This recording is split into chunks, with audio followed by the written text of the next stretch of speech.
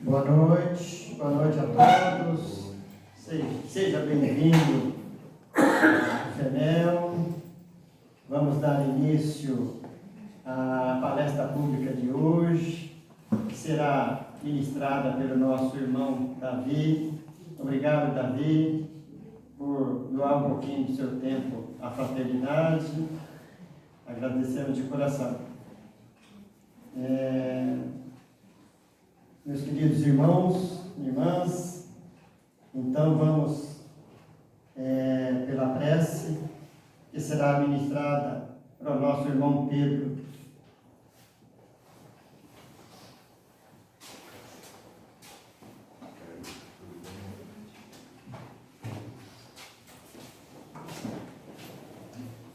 Que a paz de Cristo esteja com todos os presentes e ausentes.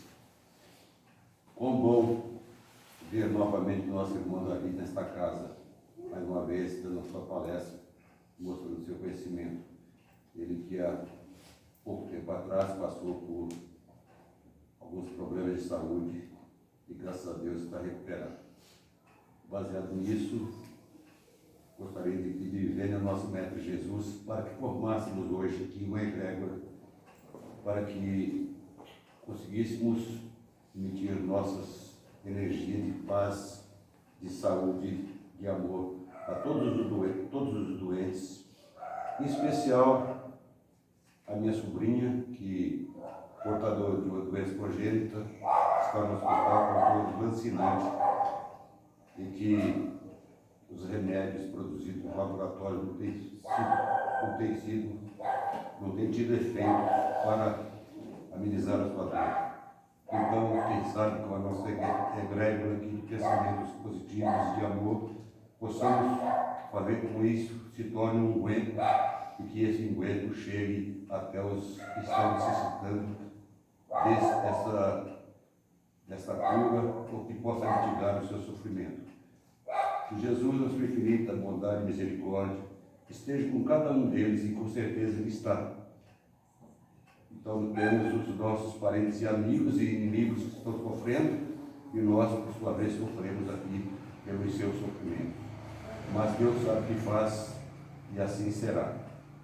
Que Deus seja com todos. Que assim seja.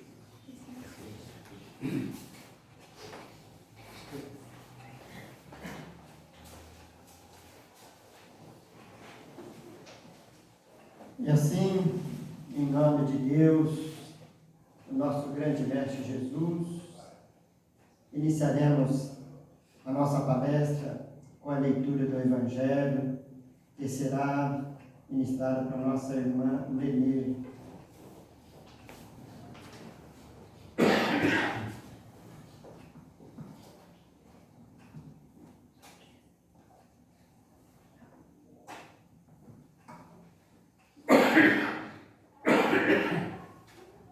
Boa noite a todos. Boa noite.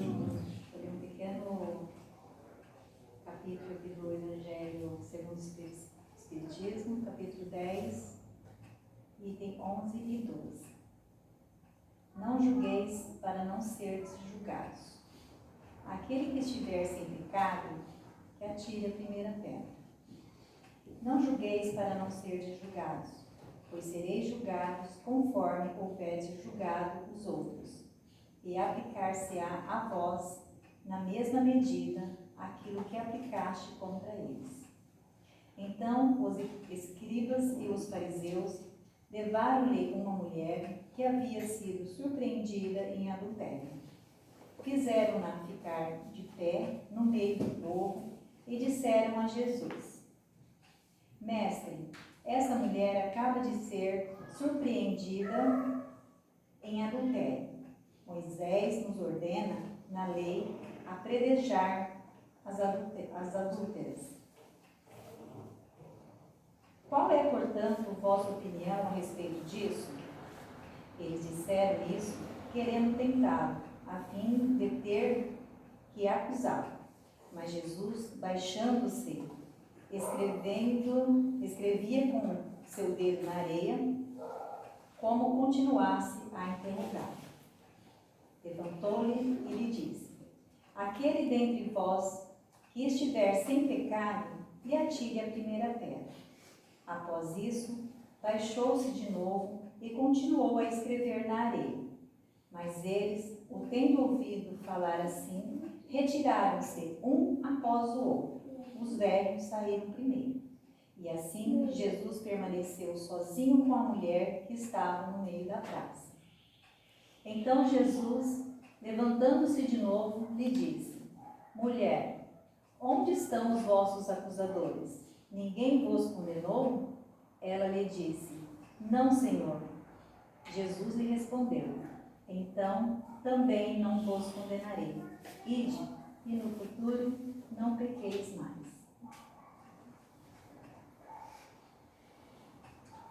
Agora chamamos o Davi.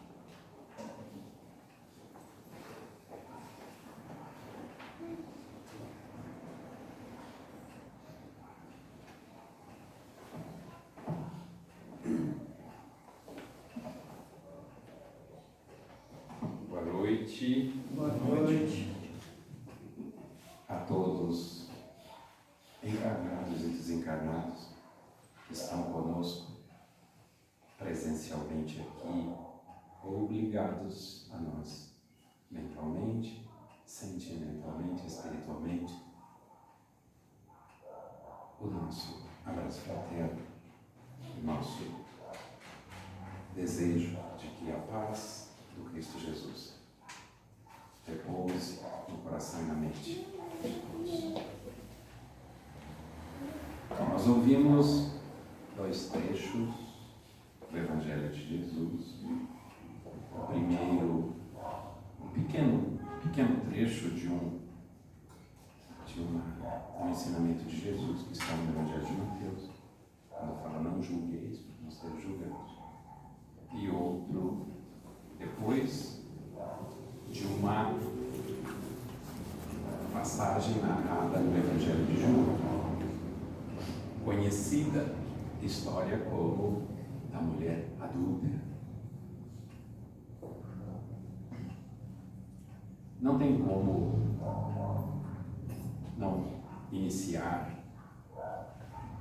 uma conversa a respeito do assunto tratado nesse capítulo do Evangelho, nessa parte, onde Kardec junta os 2 textos e coloca como subtítulo 2 frases que liga uma história à outra.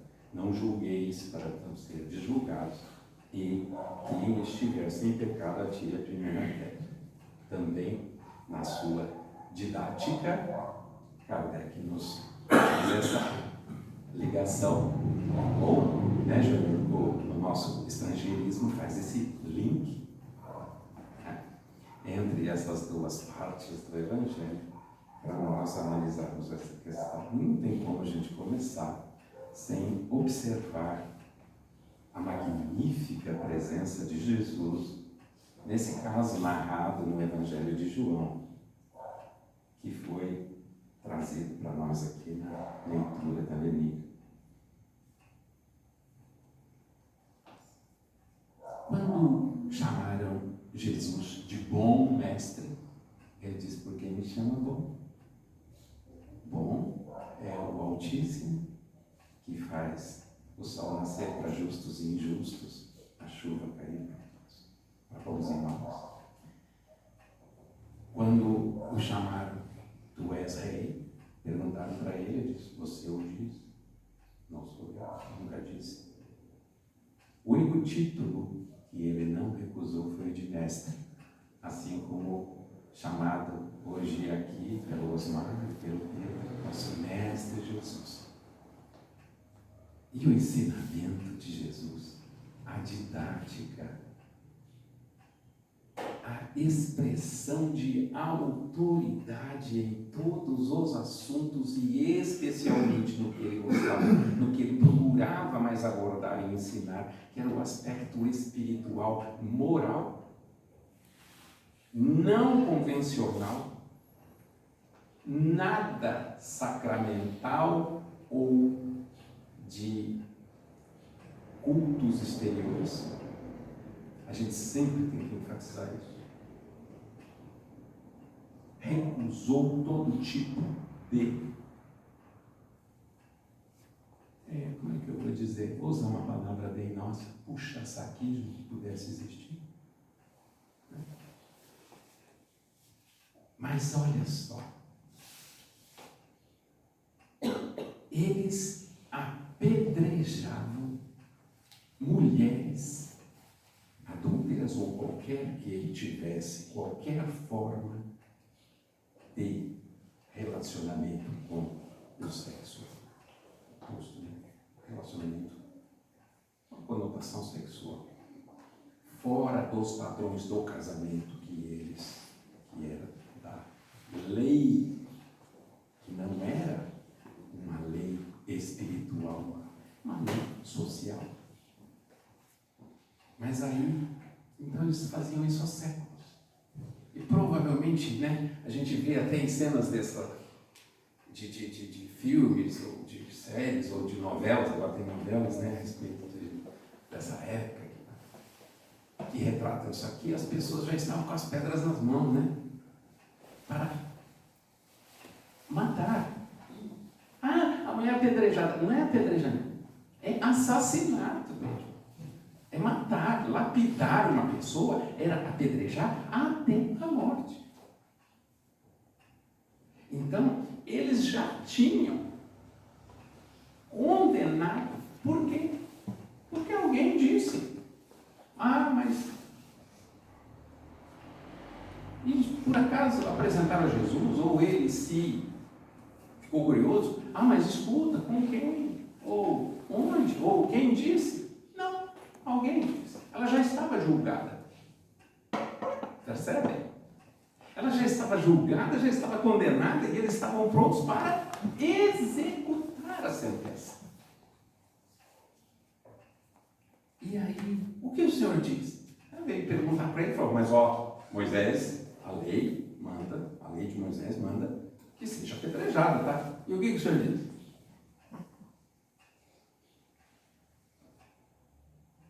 Aquela pausa, colocada de forma poética no Evangelho de João, Jesus como que continuando a inquirir mais coisas, talvez no pensamento dele, se abaixa, começar a riscar no chão. Ele sabia muito bem o que estava se passando naquele momento, na cabeça e no coração de todos os presentes.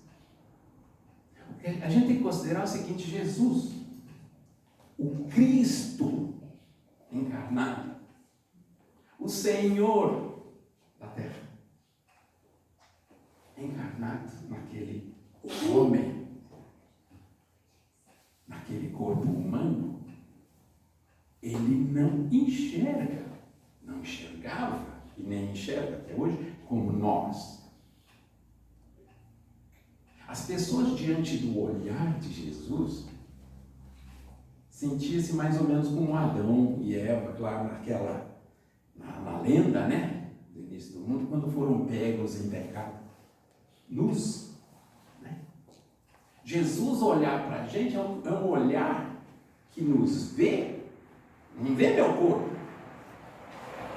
vê a minha história espiritual. De milhares de anos, esse aí é aquele, né? O que eu sinto, os meus ódios, as minhas raivas, as minhas mágoas, os meus ciúmes, as minhas invejas, por aí fora. Meus pensamentos, isso aí que você está, tudo. Então, ele não era a pessoa com autoridade. Jesus, o Cristo, Senhor, é amor por excelência, emprestada a um corpo humano que estava ali. Vocês imaginam? O tempo não foi para ele, foi para que os outros, as pessoas que estavam ali, pensassem no quê? Nas circunstâncias, no porquê que ele estava. Não, mas Senhor, e aí? Quem estiver sem pecado, atire a primeira pedra. A começar pelos mais velhos, diz a narrativa de João. Eles foram baixando a cabeça e saindo, até para ver, envergonhados.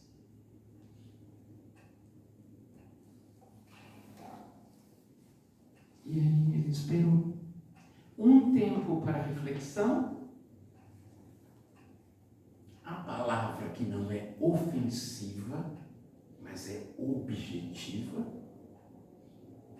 não compactua com o erro de ninguém, mas é o ensino corretivo e amoroso para todos os lados. E depois o tempo da reflexão e da reação. E aí, mulher, onde estão os que te acusam? Eles se foram. Eu também não te condeno. Vá e não peques mais.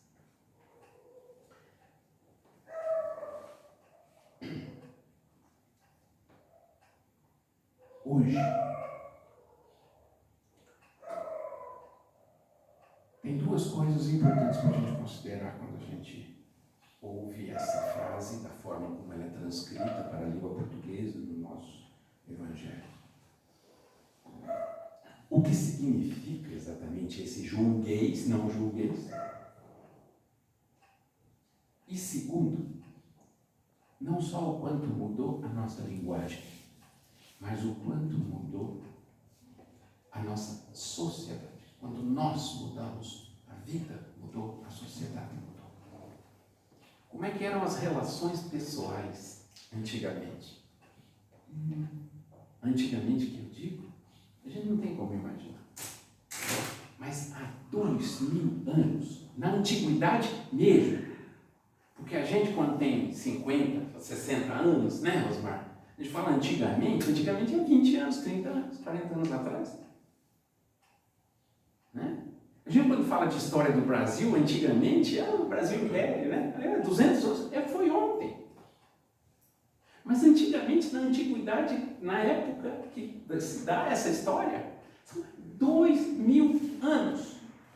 Numa terra completamente diferente, numa cultura completamente diferente, uma língua completamente diferente. Então, a gente tem que avaliar um pouco isso. Por quê? Por que a preocupação? Porque quando isso vem à tona, ou as pessoas interpretam mal, usam isso muitas vezes ao seu benefício,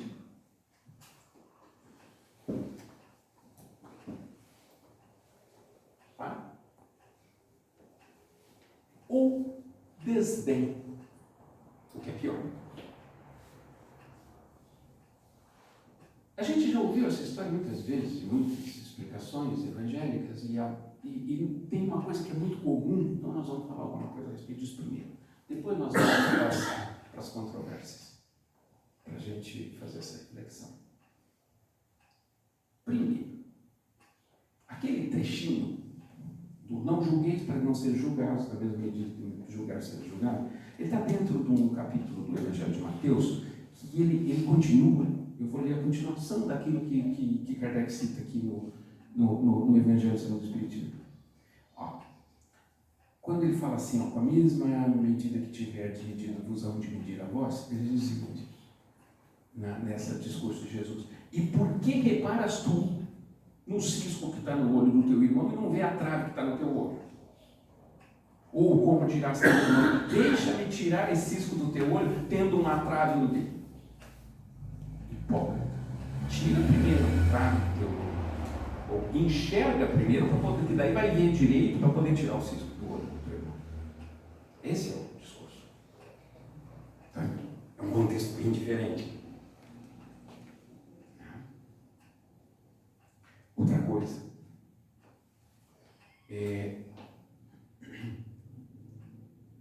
em ambos tem algumas coisas muito comuns. E a gente sempre ouviu isso. E isso não se discute. Porque faz parte do contexto e combina com todo o discurso de Jesus quando ele fala da moral, que é a chamada moral, a gente chama aqui de moral evangélica, né? Da moral espiritual, que é o que? Nós temos que cuidar mais das nossas vidas, de como nós vivemos e deixar de criticar os outros. Por quê? Na maioria das vezes, nós acusamos aquilo que nós temos em nós. Por isso essa história de com a medida que medir, será medido. Não é por causa de um castigo ou uma consequência. É porque nós já somos assim. Nós já provocamos aquilo que nos afeta aqui em nós. 90% das acusações que as pessoas se fazem umas às outras são para esconder-se sob a acusação. Aliás, nada mais geral, mais comum, mais abrangente do que aquele ditado que diz que a melhor defesa é o ataque. As pessoas acham isso. Então, o que tem de cego apontando cisco no olho dos outros.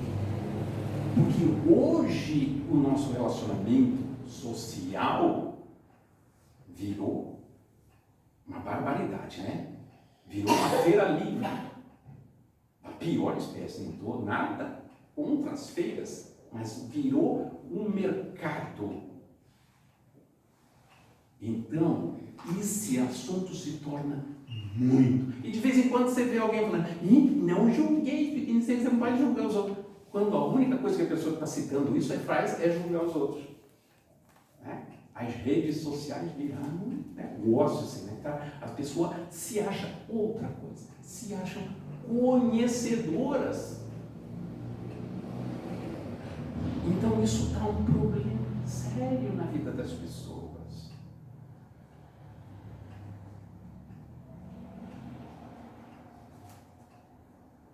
Tem gente que acha que conhece as milhares de pessoas que fazem lá, colocam as caretinhas lá, né? Uma publicação. Não conhece. Nós não conhecemos a nós mesmos. Então, hoje esse assunto do julgamento de outrem, ou do próximo, como diz Jesus, está muito complicado, está muito pior. Virou numa escala sem controle, desmedido. Então nós estamos errando muito com tudo isso. Vamos falar de algumas coisas assim que são pilares e sempre se diz quando fala dessas coisas, que é isso. Nós devemos cuidar mais da nossa vida e criticar menos os outros, observar mais os nossos defeitos ao invés de nos acharmos melhores que os outros, fazer a avaliação constante das nossas decisões. Isso tudo a gente já falou, todo mundo já ouviu, padre fala, pastor fala, espírita fala, agora até neurolinguística fala, autoajuda fala, todo mundo fala. E é verdade esses pontos. Tá? Incontroversos. Então isso aqui nós não vamos ficar aqui batendo sobre isso. Tá vendo? E tratar tem um quê de indulgência, misericórdia, perdão, relevar comportamentos dos outros, mesmo que sejam que não sejam dirigidos. Cada um tem a sua história. E então esse exercício permanente do perdão, que faz parte também desse sinal, tudo isso está dentro disso aqui. Mas vamos lá. Agora vamos falar um pouquinho mais específico dos problemas que a gente vê no mau uso até do texto evangélico. Não é só na interpretação, não. É no mau uso, nas citações. Então nós temos que tomar um certo cuidado. Vamos começar, como os professores e professoras aqui gostam de fazer, né? Em vários. O que é julgar hoje para nós, na nossa linguagem? Tem muitos sinônimos, né? A língua portuguesa acho que é a mais rica em sinonímia que existe. Quando você você olha, o que é isso? Será? Não sei o que eu penso. Procura. uma ideia, não é um julgamento. Porque julgar é formar juízo, formar uma opinião a respeito de uma coisa. Isso é julgar. Não, isso é... Aliás, é a essência da palavra julgar, do verbo julgar. Apreciar, avaliar, formar opinião, ajuizar, avaliar, decidir. Por que eu estou falando isso? Que diferença isso faz? A diferença é a seguinte, o problema é o seguinte, é muito sério. Nós somos espíritos em evolução, em processo de aprendizado. Encarnados ou não. Ah, morreu, continua aprendendo. Nós somos eternos. E eternos aprendizes aqui, pelo menos enquanto estivermos aqui, e não tem ninguém encarnado de hoje para não, eu sei tudo, eu sou enviado de Deus, que está só aí capacita. Como é que a gente aprende? Como é que funciona a mente humana no processo de aprendizado? Processo de decisão, processo de julgamento é fundamental que a nossa mente julgue. O quê? O que é melhor que outra coisa. Então, só que a nossa mente é assim. Primeiro, ela vai para os extremos. É uma formação, a gente chama de dicotômica, né? Tem dois lados só, dois polos, positivo e negativo. A gente aprende tudo isso. Inclusive, né, todo o processo de informação no mundo tecnológico, hoje, né, a gente aprende, não é só nossa mente, não. A gente transferiu isso para a linguagem das máquinas, no modo binário. Ligado, desligado, sim ou não. Certo ou errado? Aceso ou apagado. Bonito ou feio. Gosto ou não gosto. Pergunto para uma pessoa, fala assim, aquele alto, como se alto fosse todo mundo alto igual. Ou baixo. Não é assim? Nós pensamos na primeira forma dicotômica. Então, por isso nós temos que tomar cuidado com os nossos pensamentos iniciais, as nossas ideias. E bati o olho, já vi que não vou com a cara. Aí eu me acho o julgador por excelência. Senti lá que meu santo não bateu com aquele cara. Eu sou o julgador por excelência. Já sei que não presta.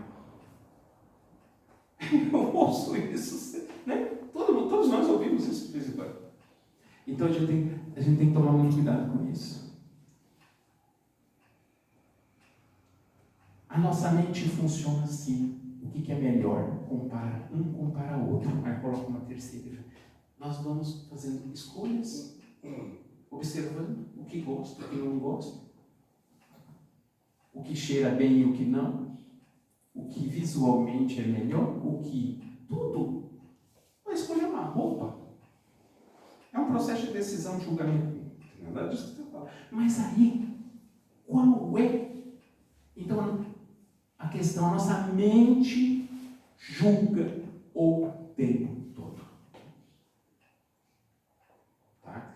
Na definição, na definição do princípio e depois nos conceitos que daquela definição decorre, de julgar ou não julgar hoje, é assim que nós funcionamos. Então não é esse julgar que está tratado lá. Não é esse. Nós podemos olhar para uma pessoa e dizer o seguinte, olha, aquele comportamento é assim, sabe? Mas aquela pessoa não presta. Olha a diferença. Tem vários. Então nós precisamos chegar num acordo. E dizer assim, escuta, o que pode, o que não pode aqui então? Davi veio aqui, falou umas coisas que enrolou e continua o texto, continua o mesmo. Sim, mas nós precisamos compreender uma coisa. Essas coisas então, olha. Eu vou voltar lá no texto de Jesus. Jesus não falou para a mulher assim, não peques mais. Falou no final. Ou seja, ele estava dizendo que aquele comportamento no conceito ali social, porque ele estava engajado no mundo, ele não estava dissociado do conceito. Naquele conceito, não importa o que o Cristo acha, naquele conceito ali, que ele, olha, isso está errado. Isso é pecado. Se falou para ela, não peques mais, é a mesma coisa que falou, você pecou e não peques mais. Ele não precisou falar assim, não peques mais. Foi educado. Mas julgou. Não julgou.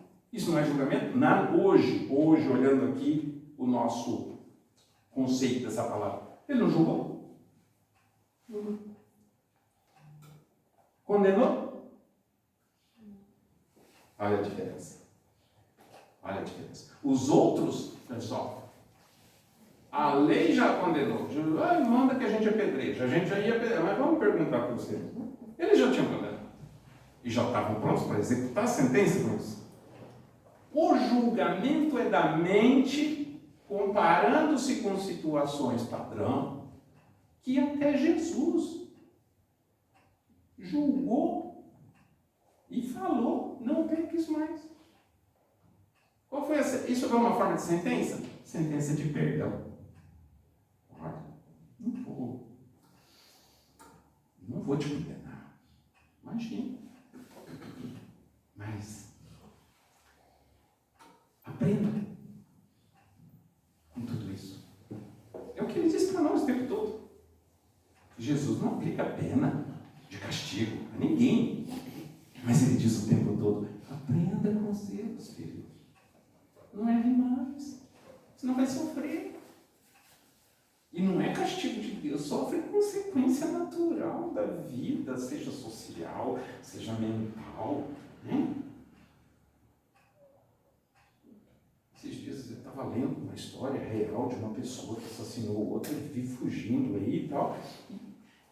E ele ficou atormentado, dementado o resto da vida. E quiçá, depois de desencarnado, porque isso já aconteceu há bastante tempo. Eu não conheço a história do espírito depois de desencarnado. Mas ele desencarnou no tormento de demência mesmo, de alucinação o tempo todo por causa daquilo. Ah, foi castigo de Deus? Foi consequência de uma. Talvez se ele tivesse confessado, conjecturado, assumido, se colocado, aí o que acontece? Nós criamos então uma situação assim de ligação entre um fato narrado maravilhoso, ensinamento lá de 2000 anos atrás, com uma linguagem e uma convivência de hoje, e queremos associar de forma simples, objetiva. Não dá. Então nós precisamos aqui também fazer o seguinte. Aliás, eu vou fazer a citação aqui, é o seguinte. Tanto Jesus não disse, não julgueis, da forma como nós entendemos hoje o que é julgar, tudo é julgar, em termos mentais, em termos pessoais, que ele colocou o seguinte. Tem umas outras citações aqui onde ele falou esse verbo. Tem um moço que chegou para Jesus e falou assim, mestre, faça com que o meu irmão reparta a herança comigo, porque naquela época lá recebia a herança só o irmão mais velho, né? Aí ele falou assim, meu amigo, quem que me constituiu por acaso juiz de partilha ou árbitro entre vocês? Isso está lá no Evangelho de Lucas. Outra coisa, ele disse o seguinte, por amor, né,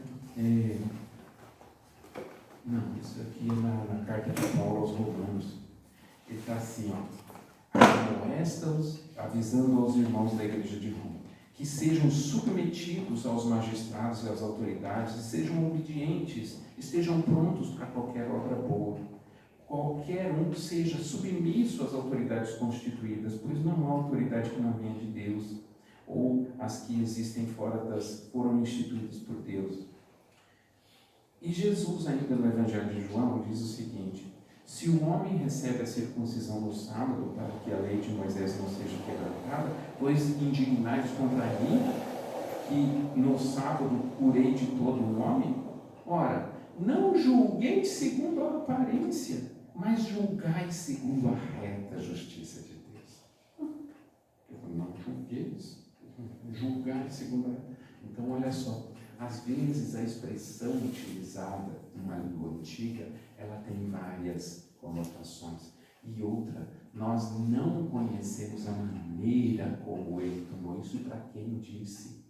Porque tem isso também. Tinha determinado muitos povos, muitas línguas ali.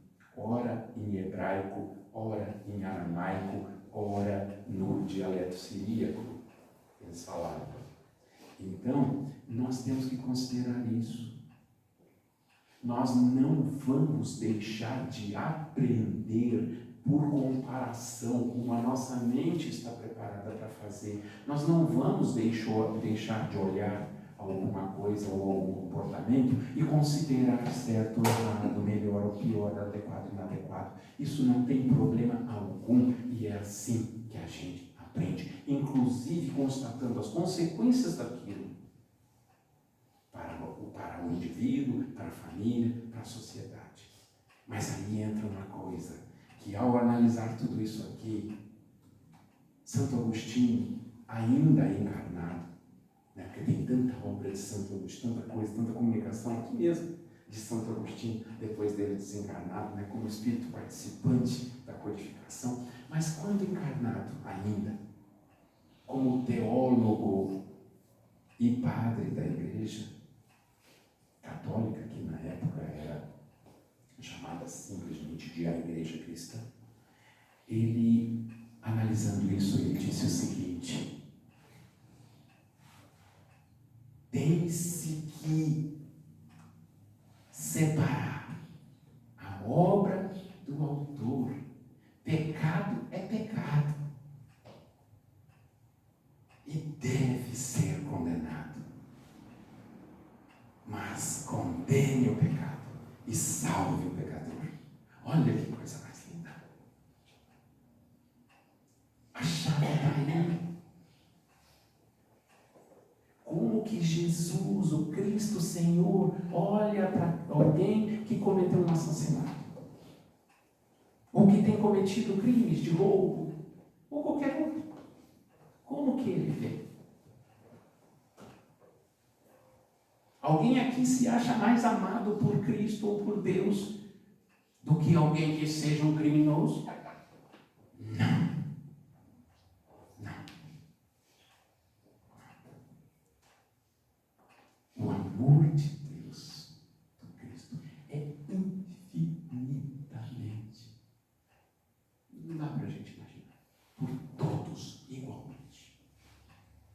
Agora pergunte para uma mãe que tenha meia dúzia de filhos das antigas, né? Obviamente, como a minha mãe. Aí de repente tem um filho que é todo certinho, trabalhador, honesto. O outro também está sempre ali ajudando. E tem um que não tem jeito, só tropeça, só cai em buraco, só escorrega, só viaja na maionese. Erro atrás de erro, problema atrás de problema. Essa mãe, então, esse é um aluno. Essa mãe não quer nem saber. Será? É o contrário. Vou contar um segredo para vocês. É o contrário. Alguém já procurou compreender a parábola do filho pródigo? Causa até ciúme naquele que é trabalhador, honesto, dedicado, está sempre ali, nunca desviou. Eu estou aqui te ajudando a vida inteira, nunca fez uma festa dessa para mim, agora esse vagabundo vai embora, gasta tudo e depois volta. Não é assim? Quem que é aquele pai que Jesus conta nessa parábola? É Deus. E quem é o filho? Presente, trabalhador, e o outro, que é o esbanjador? Quem foi? Às vezes sou eu, numa situação, às vezes no outro. Ninguém há de passar pelas vidas aí, pelos séculos, sem ter estado pelo menos uma vez nas duas situações, em cada situação. Deus nos ama igualmente. O criminoso, para nossos olhos, aquele que nós condenamos todo dia, é o filho doente. Doente da alma, aos olhos de Jesus. Então, não tem problema nenhum nós abordarmos alguém que seja da nossa íntima convivência, ou ao sermos questionados por alguém que pede ajuda, emitirmos nossa opinião a respeito dos fatos, das coisas em julgamento. E a pessoa, olha, não vou julgar.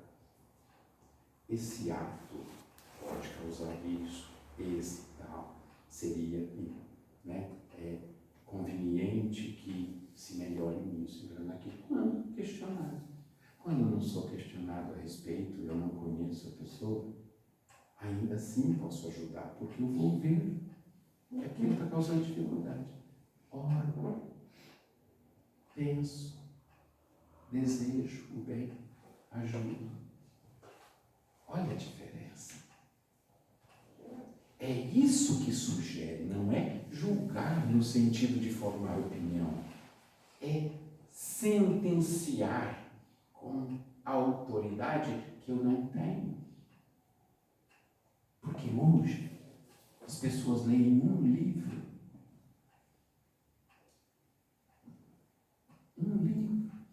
de iniciação à filosofia e acham que são filósofos.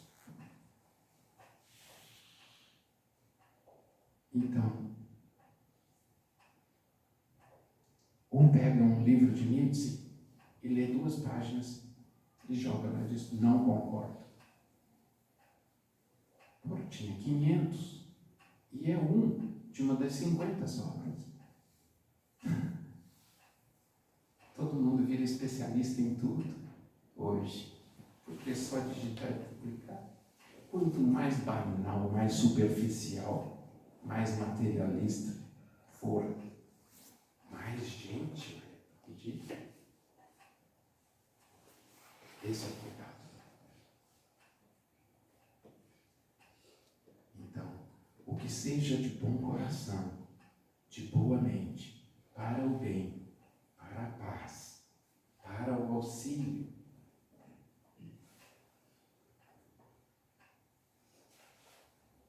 ainda assim tenhamos que tomar cuidado ao expressar, porque podemos estar nos precipitando em melindrar, em ofender, porque sabemos que cada um tem o seu momento. Aquele tempo de Jesus de escrever na areia para depois dizer, ou depois voltar para sentir a reação do pessoal que sabe, espera mais um pouquinho. Aquele tempo é simbólico.